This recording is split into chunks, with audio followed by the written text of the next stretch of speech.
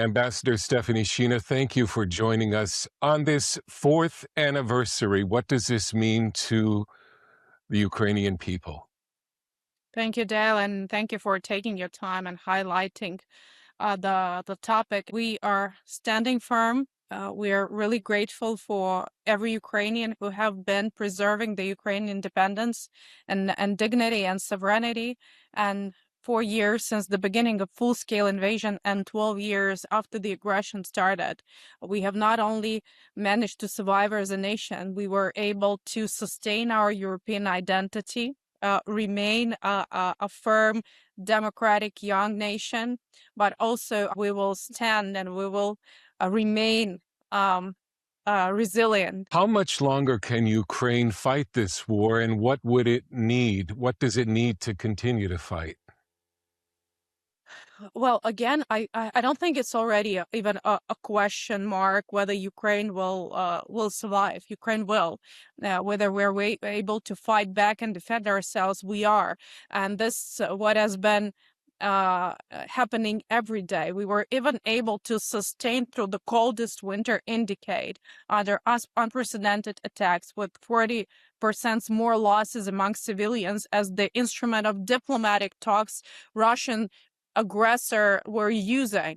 But I think it's not a question for how long we will be able to sustain, because we will be able to stand as long as it is needed. Would Ukraine be willing to give up Crimea, eastern Ukraine that Russia's already occupying i- under certain conditions for peace? I think these are the diplomatic process that is lasting right now.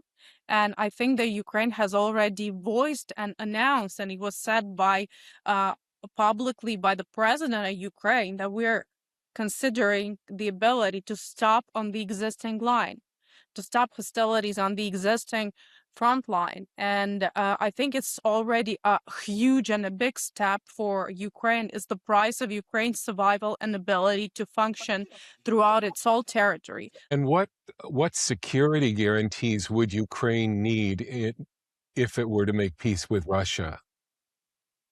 Yeah, this is a crucial point, and you know that there's a discussion between Ukraine and European allies, and also a separate discussion and dialogue between Ukraine and the United States government.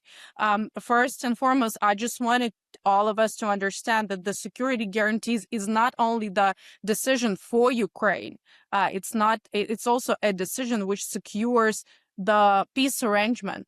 And this process has been facilitated and mediated by President of the United States. So security guarantees is something that secures the deal which will be reached under the leadership of President Trump. And I think it is absolutely possible to consider having this agreement signed even before the diplomatic talks are over.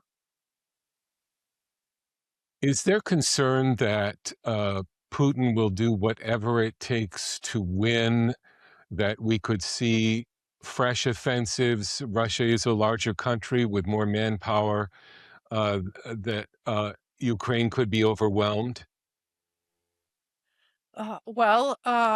We can see a lot of rhetorics, and we see a lot of verbal manipulation. But the situation on the front line shows a very clear picture. First, Russia faces enormous losses in manpower, with more than 35,000 people per month, because the drone dominance Ukraine were able to establish across the front line do not allow them to move with any heavy equipment or to plan or implement a massive counteroffensive operation. So they're simply throwing people to death by just, making a political declarations and forcing people to die for them to be implemented. Also, despite the statements and public communication, we don't see any major breakthrough through the front line, and everything which was claimed by Russia occupied then turned out to be not. And my last question goes back to something it sounded like you said at the beginning, which is Ukraine is not going to give up. Ukraine's not going to stop fighting until when? Uh, Ukraine cannot stop defending itself.